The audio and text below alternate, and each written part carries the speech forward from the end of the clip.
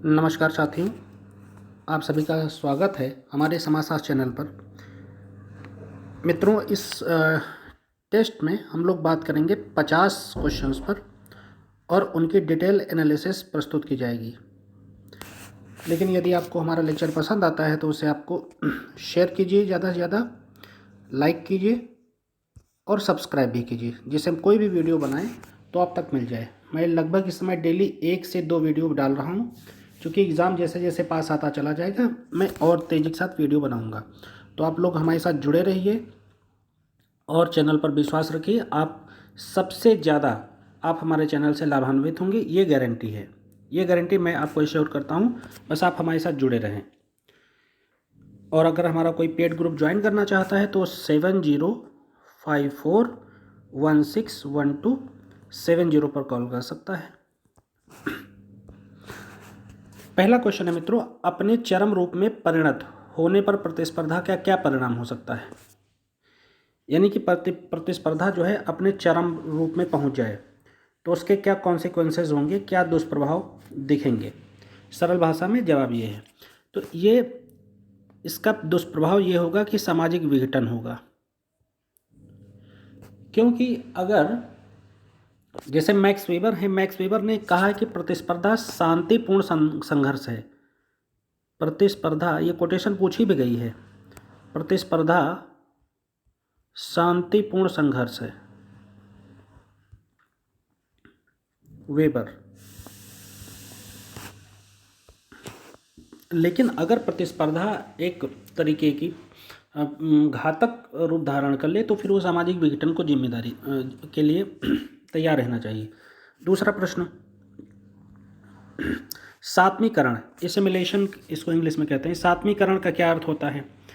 तो सात्मीकरण का अर्थ होता है, इसमें पहला ऑप्शन, दो समुदायों के मध्य सांस्कृतिक गुणों का आदान प्रदान नहीं। दूसरा, एक दूसरे पर प्रभुत्व नहीं, आपस में झगड़ते हैं नहीं। आप इस सात्मीकरण का मतलब होता है आप किसी संस्कृति को एक तरीके से स्वीकार करें, सरल भाषा में मतलब होता है। अगला, आत्मदर्पण दर्शन का सिद्धांत किसने दिया। तो इसका सीधा सा जवाब है लुकिंग ग्लास सेल्फ, इसको कहते हैं। ये कंसेप्ट है चार्ल्स सर्बट को लेगा। अगला प्रश्न है चौथा, बीपी मंडल कब बना था। बिंदेश्वरी पाठक मंडल इसको कहते हैं और ये रिजर्वेशन से संबंधित है। ये बना था 1979 में। और ओबीसी को रिजर्वेशन किन बेसिस पर दिया गया है, सामाजिक और शैक्षणिक पिछड़ेपन के आधार पर। अनुच्छेद 15 सेक्शन 4 और अनुच्छेद 16 सेक्शन 4 में इसकी व्याख्या की गई है। 15(4) और 16(4). और जो रिजर्वेशन है फंडामेंटल राइट नहीं है, सुप्रीम कोर्ट ने भी हाल ही में कहा है कि ये मूल अधिकार नहीं है।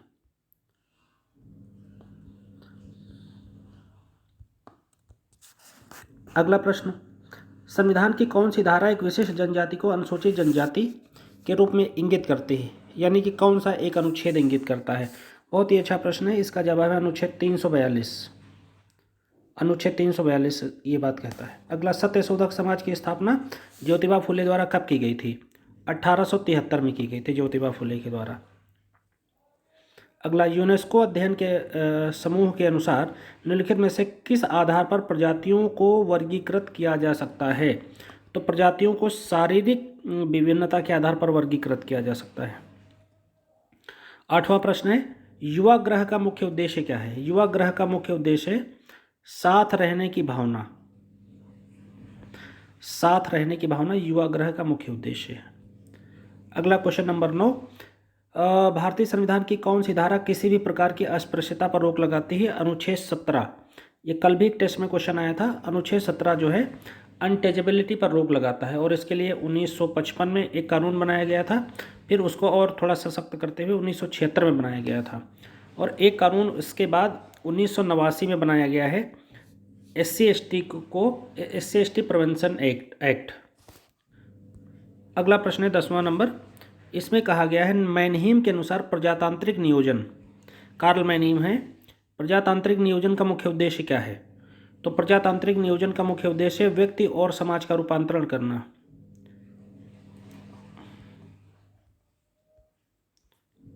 अगले प्रश्न पर आते हैं मित्रों, इसमें कहा गया है कि संस्कृतिकरण की प्रक्रिया में निम्नलिखित में से कौन सा प्रबलतम पक्ष होता है। तो इसमें जो प्रबलतम पक्ष है, ऑप्शन पहला है क्षैतिज गतिशीलता, लंबवत गतिशीलता, प्रत्याशित गतिशीलता और परसंस्कृति ग्रहण। तो भाई प्रत्याशित गतिशीलता है। कैसे? आप अपने से उच्च जो समूह है, समुदाय है, जाति है, उसके जैसा आचरण व्यवहार कर रहे हो, तो जरूरी नहीं है कि आप वैसा ही धर्म धारण कर पावें। एक संभावना है, यानी प्रत्याशा है, एक उम्मीद है। तो इसलिए इसको प्रत्याशित सामाजिकरण कह सकते हैं, क्योंकि बहुत सी ऐसी जातियाँ इसलिए विकसित हो गई जो मूल धर्म जाति के लोग हैं उन्हें नहीं स्वीकारा, तो एक नए प्रकार का उपजाति वर्गीकरण भारत में विकसित हुआ है। मेंस में इनके बारे में डिटेल में बताएंगे। अगला, सरल जनजातीय समाजों के आर्थिक पिछड़ेपन का मुख्य कारण क्या है? तो यह है आदिम प्रौद्योगिकी। अगला, समन्वित, बिल्कुल इनकी पिछड़ेपन का मुख्य कारण क्या है कि वो एकदम अपनी प्राचीन रहन सहन वाली स्टाइल में जी रहे हैं। जैसे आग का आविष्कार कर लिया, पहिया बना लिया, तो आज तो ऐसा नहीं है। आज तो आर्टिफिशियल इंटेलिजेंस और मशीन लर्निंग और 3D प्रिंटिंग का दौर है। तो उनकी जो तकनीकी जीवन जीने की वो बहुत ही एंशिएंट आज भी बनी हुई है। फिर अगला है इंटीग्रेटेड ट्राइबल डेवलपमेंट प्रोग्राम या समन्वित जनजाति विकास परियोजना कब आई? तो ये परियोजना भाई साहब आई है 1980 में। अगला, ये पुस्तक बहुत पूछी जाती है, सोशियोलॉजिकल थ्योरीज ऑफ टुडे, किसने लिखी है? तो ये किताब लिखी गई है टीमा सेफ के द्वारा।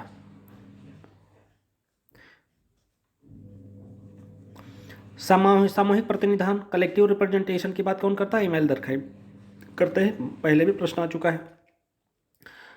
किसने सामाजिक नियंत्रण को प्रत्यक्ष और परोक्ष के रूप में जो है बांटा है? तो सोशल कंट्रोल पर शायद मेरा लेक्चर आया है कि नहीं आया है आप लोगों के बैच में, ये मुझे याद नहीं आ रहा है, लेकिन मैंने अपने लेक्चर में पढ़ाया है किसी। तो इसमें कहा जा रहा है कि प्रत्यक्ष और परोक्ष जो रूप है ये कार्ल मैनहीम का दिया हुआ है। अगला, सामाजिक परिवर्तन का सीमा सिद्धांत किसके द्वारा दिया गया है? तो दिया गया है सोरोकिन के द्वारा। मैं थिंकर्स पर लेक्चर बनाना शुरू करूँगा। आइडियलिस्टिक, आइडिएशनल और सनसेट की बात सोरोकिन करते हैं। कल्चरल चेंजेस की बात करते हैं। प्रकट और अप्रकट प्रकार, तो अभी मैंने 2 दिन पहले ही लेक्चर बनाया है, रॉबर्ट किंग मर्टन इसको देते हैं। अगला, मानव समाज में व्यवस्था बनाए रखने के लिए निम्नलिखित में से कौन उत्तरदायी है? तो व्यवस्था बनाए रखने के लिए विश्वास उत्तरदायी है। विश्वास के बिना कुछ भी नहीं संभव है। कानून से समाज नहीं संचालित हो सकता पूर्णतया। 20 नंबर प्रश्न में कहा गया है निम्नलिखित कथनों में से सभ्यता के लिए कौन सा सत्य नहीं है? बिल्कुल सही है। तो इसमें पहला है यह सदैव विकासोन्मुखी होती है। दूसरा, इसके विकास की अवस्था को मापा जा सकता है। इसमें आध्यात्मिक शक्ति निहित होती है। सभ्यता में आध्यात्मिक शक्ति बिल्कुल नहीं होती, वो संस्कृति में होती है। तो यही गलत हो गया।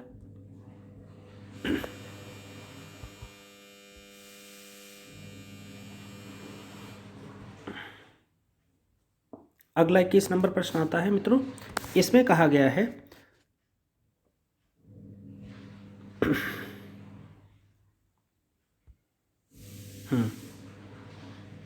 इसमें कहा गया है कि मानव का सांस्कृतिक जीवन आर्थिक व्यवस्था का प्रतिबिंबन है। बिल्कुल ठीक है। उत्पादन का ढंग आर्थिक दशा से तय होता है। दोनों कथन सही हैं, लेकिन व्याख्या नहीं करता है। दोनों बातें सही हैं, लेकिन व्याख्या नहीं करता है। अगला प्रश्न, क्वेश्चन नंबर 22 में कहा जा रहा है कि सामाजिक परिवर्तन का समाजशास्त्रीय अर्थ क्या है? पहला है समाज में परिवर्तन, दूसरा है संस्था में परिवर्तन, समिति में परिवर्तन, अगला है सामाजिक संबंधों में परिवर्तन। ये है। अगला प्रश्न, सामाजिक परिवर्तन का निर्धारणवादी बल देता है। बहुत बढ़िया प्रश्न। पहला, अनेक कारकों पर, 2 कारकों पर, 1 कारक पर।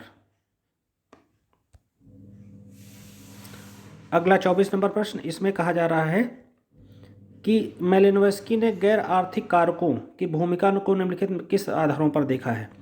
तो इसको देखा है उत्पादन के आधार पर और विनिमय के आधार पर। मेलिनोव्स्की, अब इनके बारे में मैंने आपको अभी पढ़ाया तो नहीं है लेक्चर में, लेकिन बताया था कि एक्सचेंज पर ये बहुत ध्यान देते हैं, जैसे कुला रिंग वाला मैंने बताया था। अगला, कौन सामाजिक नियंत्रण के अनौपचारिक एजेंसी है? पढ़ा चुके हैं, हमारे लेक्चर को आप देखिए, जवाब मिल जाएगा आपको। पहला ऑप्शन ले लेते हैं, अनौपचारिक कहा जा रहा है तो राज्य बिल्कुल नहीं हो सकता, कानून बिल्कुल नहीं हो सकता, परिवार है।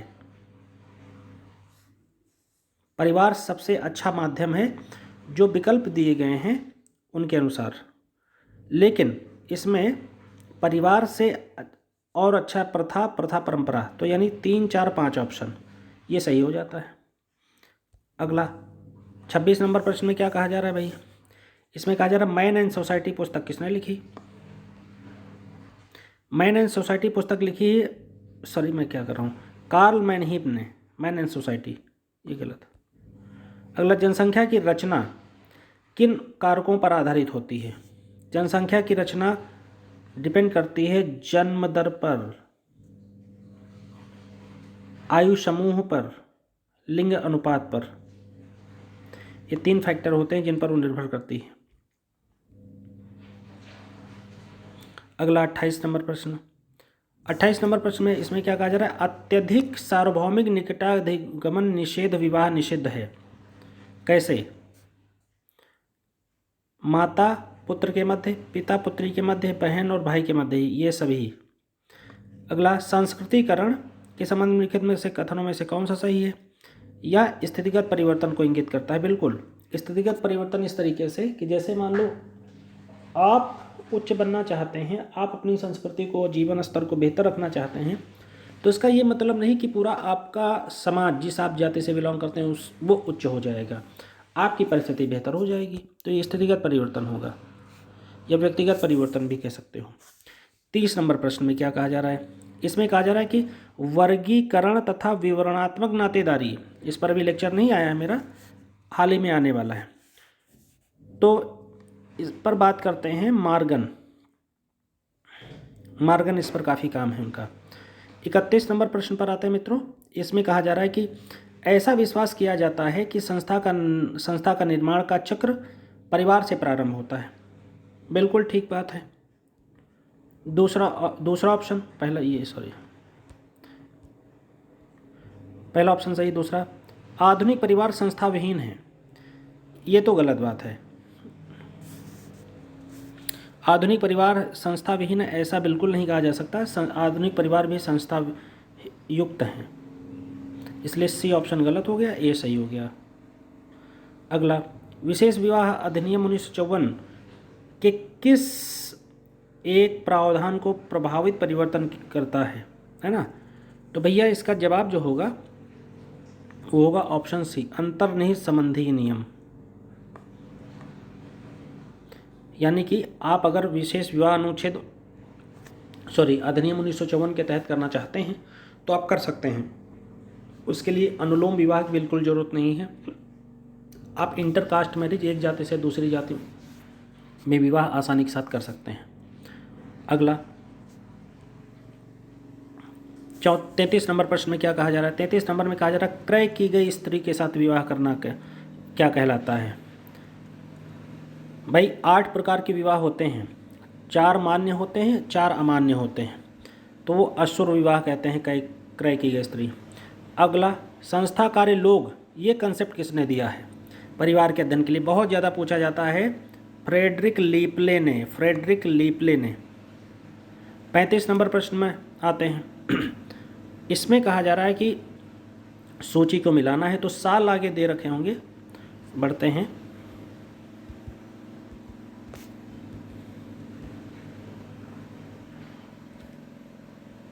थोड़ा सा टेक्निकल प्रॉब्लम हो रही है, आप लोग थोड़ा सा मैनेज करिए।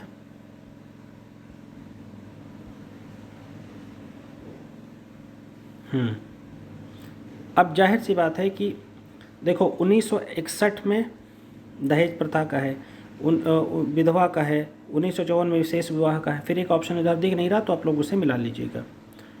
तो फिलहाल जो ऑप्शन सही होगा 35 का वो होगा बी ऑप्शन। 36 नंबर वो रटना ही पड़ता है, उसे आप वैसे देख लीजिएगा। 36 नंबर प्रश्न पर आते हैं। इसमें क्या कहा जा रहा है मित्रों? कहा जा रहा है कि विवाह का समाजशास्त्रीय संदर्भ केंद्रित करता है भूमिका की व्यवस्था पर, पहला ऑप्शन।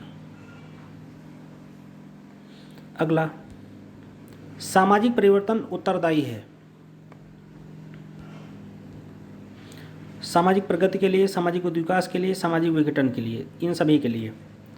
38 नंबर प्रश्न, सामाजिक संस्करण का किसका सिद्धांत कार्यात्मक रूप से जाना जाता है?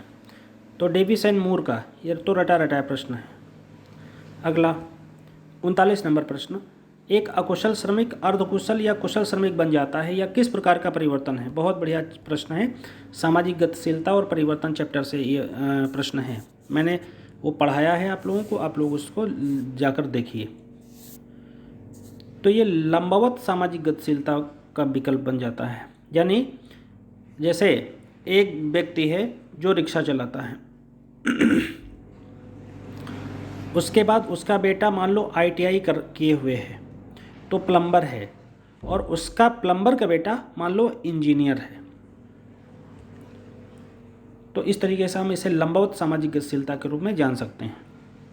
40 नंबर प्रश्न पर आते हैं। इसमें कहा जा रहा है कि अनुसूचित जातियों जनजातियों के लिए क्रमशः लोकसभा में कितनी सीटें आरक्षित हैं? तो भैया 79 और 41। और ये कैसे रिजर्व हुई थी? ये हुई थी पूना पैक्ट के द्वारा। पूना पैक्ट 1932 में हुआ था अंबेडकर और गांधी के द्वारा, जिसमें गांधी ने कहा था कि जो ट्राइबल्स हैं और जो SCs हैं वो हिंदुओं में बने रहने चाहिए। अगला, द पीपल ऑफ इंडिया किसकी बुक है? तो ये रिजले की पुस्तक का नाम है, और रिजले एक तरीके के एंथ्रोपोलॉजिस्ट हैं जो प्रजातियों के बारे में बहुत अच्छा ज्ञान रखते हैं। 42, कौन सी विशेषताएं औद्योगिक समाज से संबंधित हैं? अब ऑप्शन को नीचे से मैच कराना पड़ेगा। औद्योगिक समाज के लिए मेरा लेक्चर देखिए, वहाँ से मैंने बाकायदा बना रखा है। तो अधिकतम उत्पादन, बिल्कुल। स्पेशलाइजेशन, जो भी काम कर रहे हैं आप उसमें स्पेशलाइज्ड हों। केवल उपयोग के लिए उत्पादन नहीं, ऐसा नहीं। हथौड़ों का प्रयोग बिल्कुल नहीं। प्राथमिक संबंधों की प्रगाढ़ता इनमें बिल्कुल नहीं होती। एक और दो ऑप्शन सही हो गए।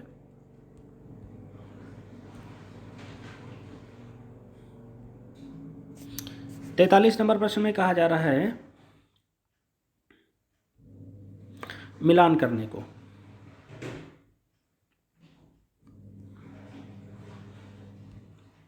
पहला ऑप्शन क्या कह रहा है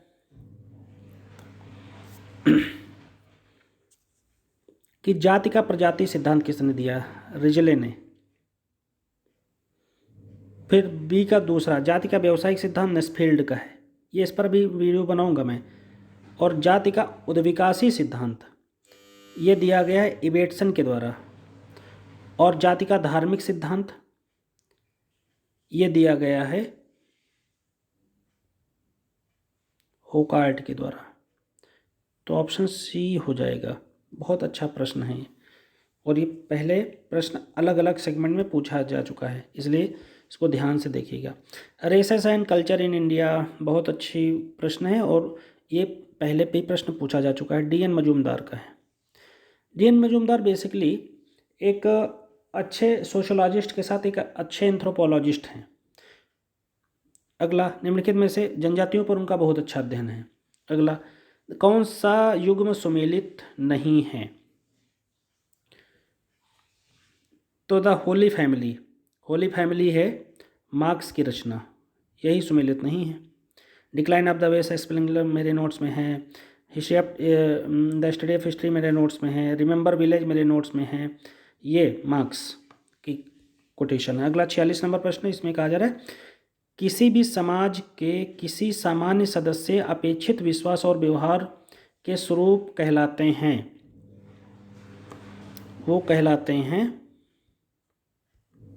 सांस्कृतिक यूनिवर्स, सांस्कृतिक एब्सोल्यूट, सांस्कृतिक संकुल, और अगला विकल्प है सांस्कृतिक गुण।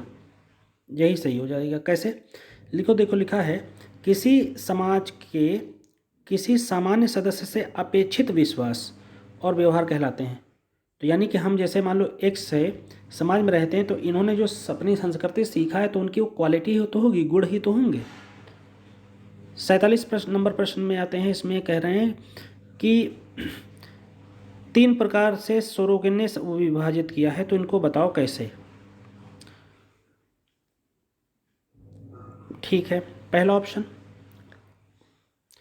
इनमें कौन एक सम्मिलित नहीं है। तो ऐच्छिक संबंध, अनिवार्य संबंध और जो है संविदात्मक संबंध, 3 की बात करते हैं, पारिवारिक संबंधों की बात नहीं करते हैं। 48 नंबर प्रश्न पर आते हैं। इसमें कांट ने नई सामाजिक व्यवस्था के निर्माण में निम्नलिखित किन आधारों पर इसे व्यक्त किया है।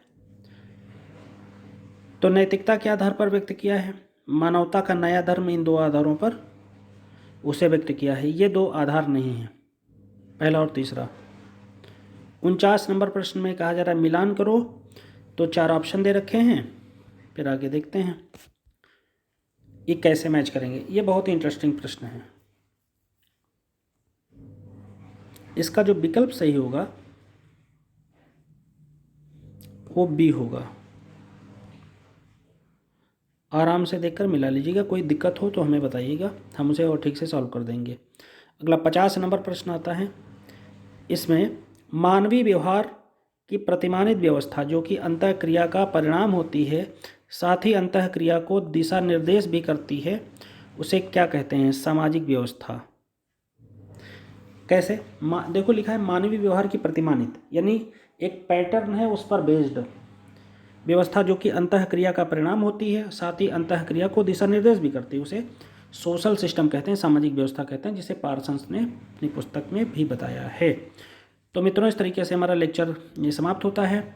यदि आपको हमारा लेक्चर पसंद आता है तो उसे ज़्यादा से ज़्यादा शेयर कम से कम कीजिए, आप लोग भी हमारी सहायता कीजिए, और जिससे मैं ज़्यादा से ज़्यादा लेक्चर बनाने के लिए लगातार मोटिवेट हूँ।